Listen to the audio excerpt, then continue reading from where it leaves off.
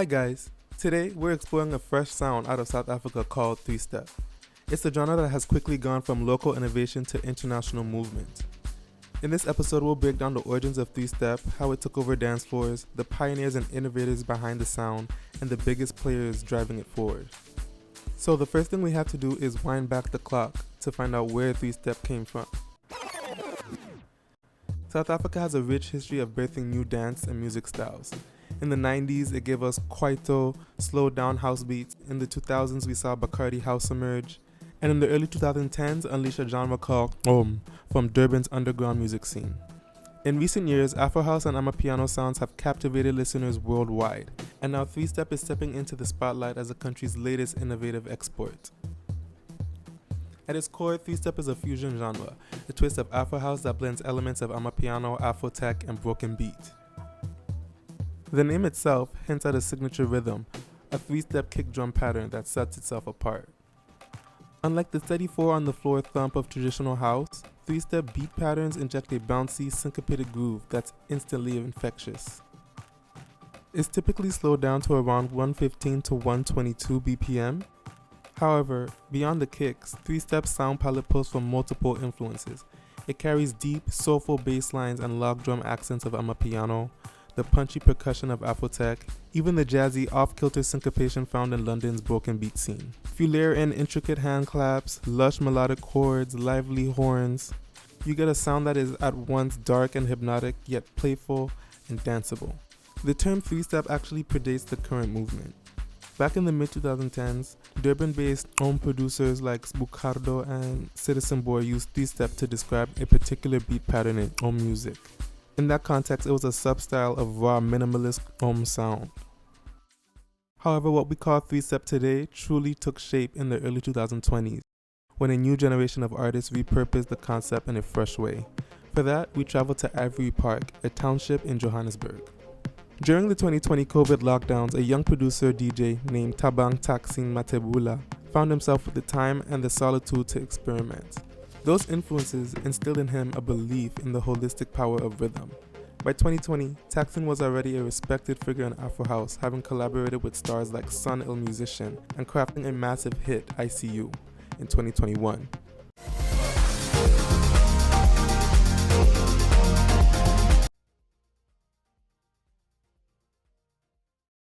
But now he was pursuing a new idea, a sound that could heal and move people in body and soul, much like those drum rituals. But it makes sense for piano guys. So how do you come up then with the 3-step? The kick, because it's normally 4 kicks. Yeah, it's normally just 1, 2, just linear 4 beats on a, and you made it like gong. I'm assuming that's why they call it 3-step. Correct me if I'm wrong. Yeah, that's like the simplest way to just explain what 3-step is, which is the kick. It's 1, 2, 3. It's supposed to be a 1/4. Yeah. 1, 2, 3, 4. Yeah. That is like 1, 2, 3.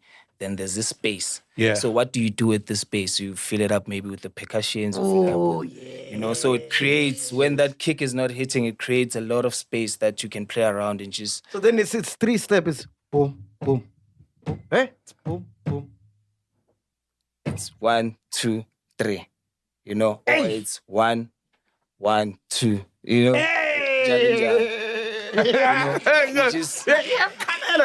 So it's slightly different from, because there's a broken beat. Yes. Broken beat is still a 4/4 because it's just broken. It's just a broken beat. It's 1, 2, 3, 4. You see. In his creative space of solitude, Taksin pioneered what would become 3-step. The breakthrough arrived with a track called The Magnificent Dance, released in 2022.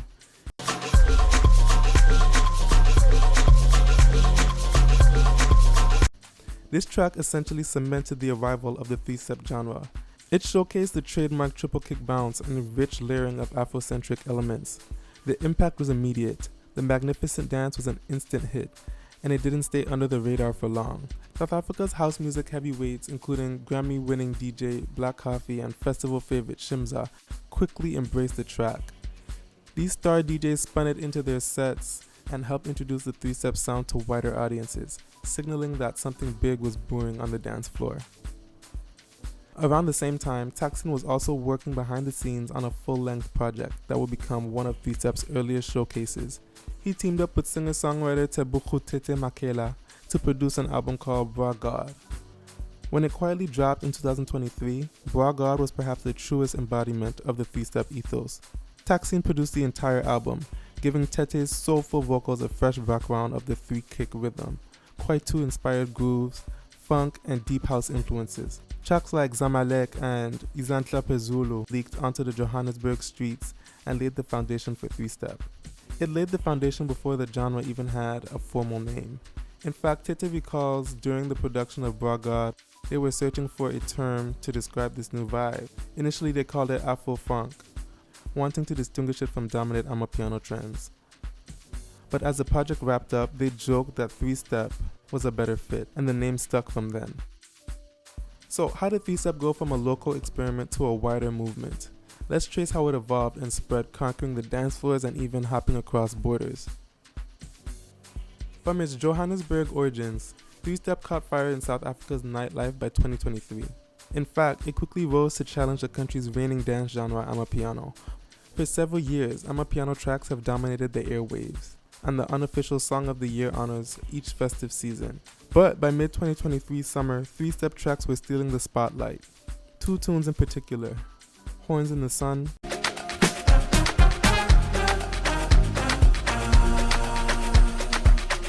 and E-Plan.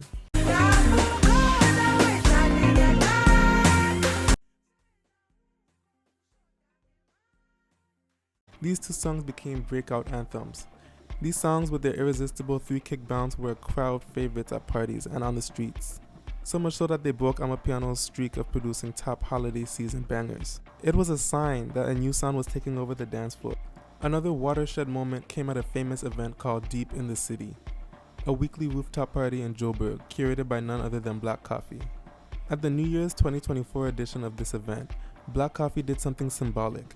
During his closing set, he ceremoniously passed the baton, quote-unquote, to Taxine, effectively handing over the decks and the spotlight to the rising three-step pioneer. In the audience, this felt like the crowning of a new king. Taxine joined by fellow DJ Dlela Tuxin, including the collaboration Dali from Dlela Tuxin's album, Finally Famous 2. That moment confirmed that three-step wasn't just a niche curiosity. It was being embraced at the highest levels of the scene, with the blessings of South Africa's biggest house export. From there, the momentum only grew. By 2024, three-step had taken over clubs, festivals, and playlists across South Africa. It became the sound of packed late-night club sets and joyous outdoor party sunrises. If you walk into popular venues in Joburg, Pretoria, or Durban, you are likely to hear DJs dropping three-step tracks and crowds responding with explosive energy. This genre also thrives in the digital age. Its spread was amplified by radio and the internet. On local and internet radio shows, DJs began featuring three-step mixes. Meanwhile, platforms like Kunye, Gondwana, and Descendants, which are event brands and live streaming platforms known for promoting African electronic music, they were crucial in pushing three-step beyond its hometown. They provided stages and streams for DJs to showcase the new sound to fans worldwide. By late 2024, international DJs and tastemakers had taken notice in a big way. You had three-step beats being spun in clubs not just in Joburg, but in New York, London, and other global dance capitals. One particularly influential sign came from a Canadian-Haitian superstar, Kaytranada. Known for his genre-blending electronic styles, Kaytranada publicly showed love for three-step's Afro-house twist, effectively co-signing the genre on the international stage. This kind of endorsement signaled that three-step was no longer just a local phenomenon. It had piqued the interest of DJs and producers around the world who thrive on cutting-edge sounds. The music also benefited from some high-profile festival and club appearances. South African DJs started incorporating three-step into their sets when they played large European festivals and club residencies. For example, Black Coffee invited three-step talents to join him during his summer residency at High Ibiza, one of the world's top nightclubs. Taxine himself traveled and performed internationally, including a showcase at Amsterdam Dance Event, and gigs across Africa, Europe, and beyond. Audience abroad, whether it was Ibiza or London, got a taste of that three-kick rhythm and loved it. Three-step was becoming a staple in DJ sets globally. Now it's time to shine a light on the people behind three-step, the key figures. Taxine is the producer DJ who first molded the three-step sound. Taxine's work in 2020 to 2022 put three-step on the map. Next we have Tete, Teboho Makela.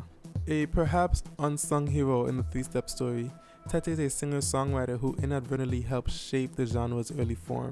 When Tete and Taksin moved in together during the pandemic lockdown, Tete was seeking a new musical identity after his personal tragedy.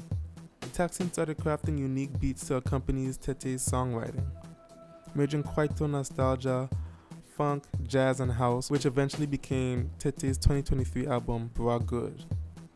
It was Tete who first joked that this new sound deserved a new name. Next we have Morda Bongani Mohosana. Formerly one half of the acclaimed house duo Black Motion, Morda is an innovator who helped propel 3-Step into the album format and onto global stages. After years of witnessing Taksin at work and even collaborating with him behind the scenes, Morda launched his own solo career with an adventurous 3-step influence album called Asante. Next we have Jala Tuksin, Tutuka Zindlovu.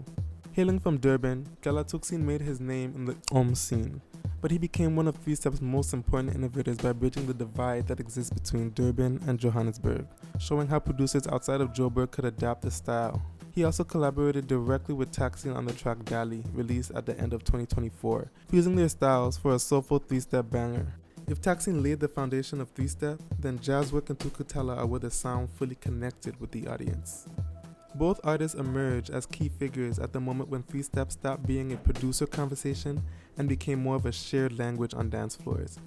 The records quickly rose to prominence, becoming South Africa's biggest and most recognizable 3-Step songs, circulating in South Africa's clubs and DJ sets.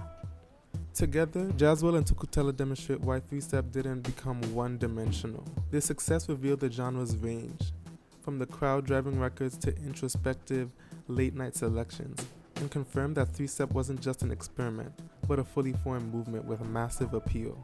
As we wrap up our exploration, one thing to keep clear is 3-Step is no longer just a local genre. It's a movement with global echoes. It encapsulates the creative genius across South Africa's music scene. Will 3-Step continue to evolve and perhaps birth new offshoots? Almost certainly. The pioneers we discuss are intent on nurturing it the right way, keeping African soul intact, even as it grows. And if history is any guide, South African artists will keep innovating and the world will keep listening. If you enjoyed this episode, please subscribe and share. Maybe even drop the 3-Step track you love the most in the comment. Until next time.